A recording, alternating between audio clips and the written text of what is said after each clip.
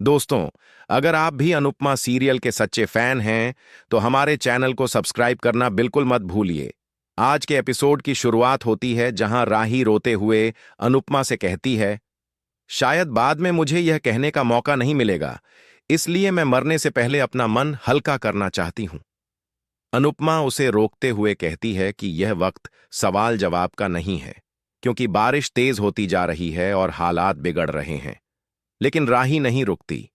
वह दर्द से कहती है, जब जब मुझे आपकी जरूरत पड़ी, आपने अपने सगे बच्चों को मुझसे ज्यादा प्राथमिकता दी।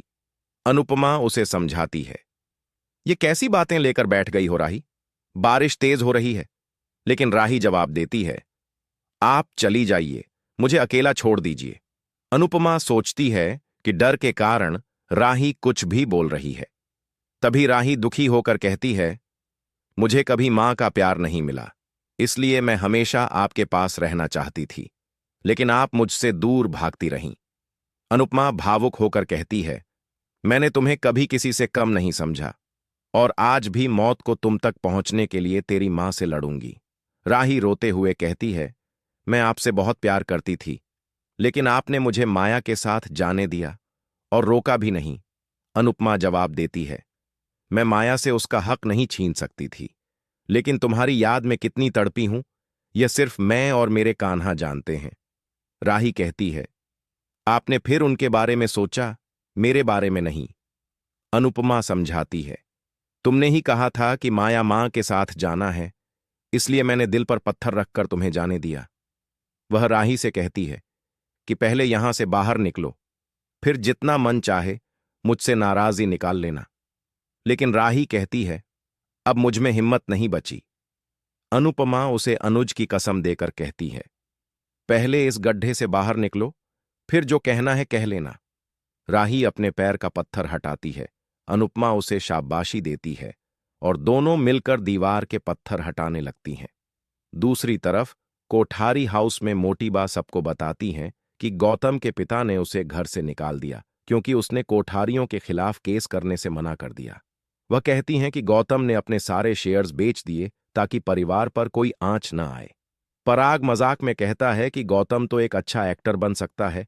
वहीं अनिल कहता है कि अब उस पर भरोसा नहीं किया जा सकता। गौतम कहता है, मैंने कोई एहसान नहीं किया, बस अपने पापों का प्रायश्चित किया है।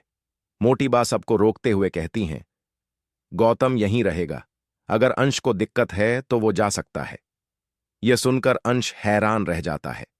मोटी बा गुस्से में अंश से कहती हैं, अपनी अनुपमा से बोल देना कि अगर उन्होंने हमारे घर के खिलाफ कदम उठाया तो हम उनका घर जला देंगे।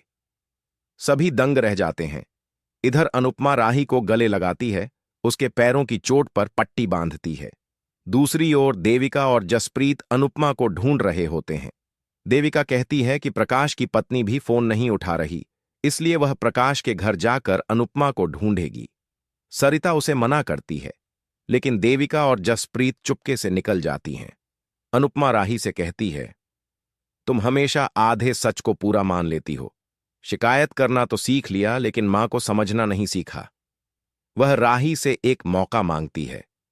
राही की हालत बिगड़ती है, लेकिन अनुपमा उसे अनुज का लॉकेट देकर कहती है, तुम अनुज की बेटी हो, तुम ऐसे हार नहीं सकती।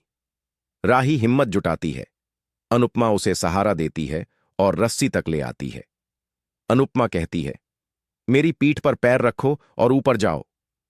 राही ऊपर चढ़ने लगती है, लेकिन बारिश की वजह से पत्थर फिसल जाता है और दोनों नीचे गिर जाती हैं। अनुपमा समझ जाती है कि अगर वह ऊपर गई तो राही नहीं बच पाएगी। वह राही को बचाने का फैसला करती है। एपिसोड खत्म होता है इस सस्पेंस के साथ कि अनुपमा राही से कहती है, एक बार फिर मैं तुम्हारा साथ छोड़ रही हूं।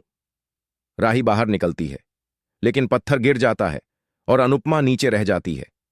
वह अनुज को याद करते हुए कहती है, मरने के बाद मैं तुमसे मिल लूंगी।